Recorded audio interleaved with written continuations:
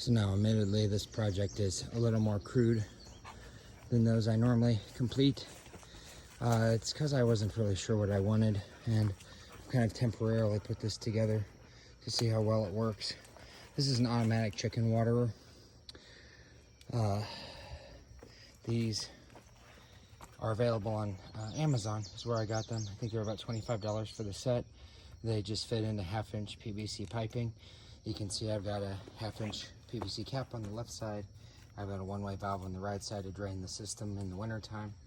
If you leave these systems with water in them in the wintertime, the water will freeze and bust up your pipes.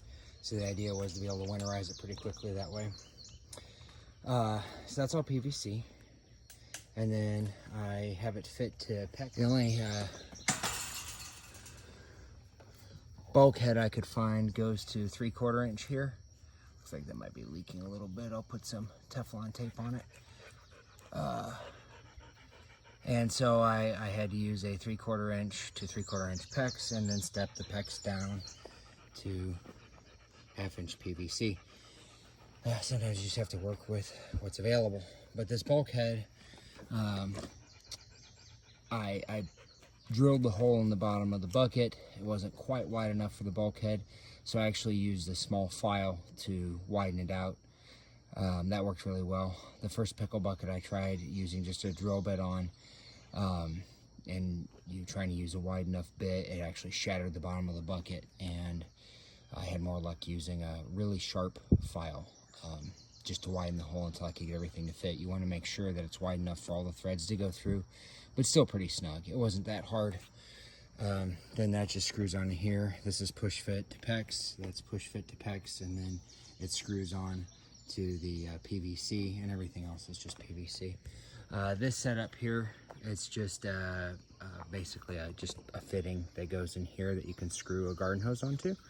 And then I've got the garden hose coming down here, and on the end of this garden hose I've got a quick push to connect fitting.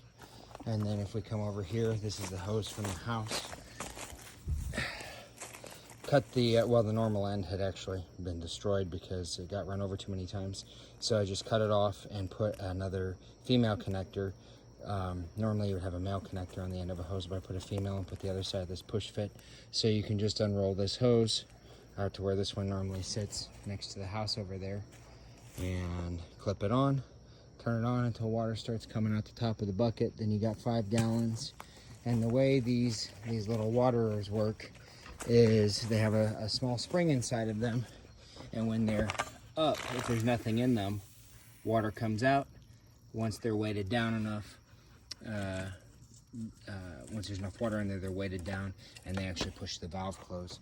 And those valves they're only rated for about 3 psi, so you either need to put a regulator on your line if you're going to connect it to your main water supply that regulates it down to 3 psi, or you need to use gravity feed.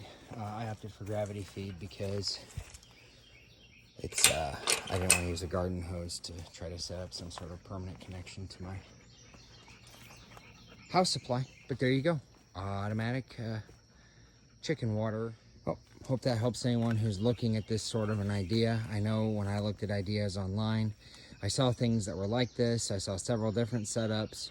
What I did not see was someone just saying, here's how I did everything. And a lot of folks get stuck at this part. How in the world do I connect the bottom of a pickle bucket to my system?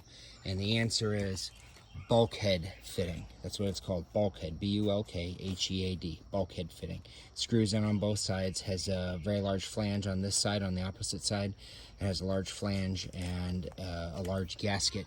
You want to coat both sides with a whole lot of silicone. So you're just going to use silicone caulking, and you're going to coat both sides. That way, if this flexes the bottom of the pickle bucket, which it will, you're still not going to get leaks because that silicone maintains the seal. If anyone has any more questions on that, throw something in the comments, and I'll be happy to put links to various products, or I can do a more detailed video explaining things.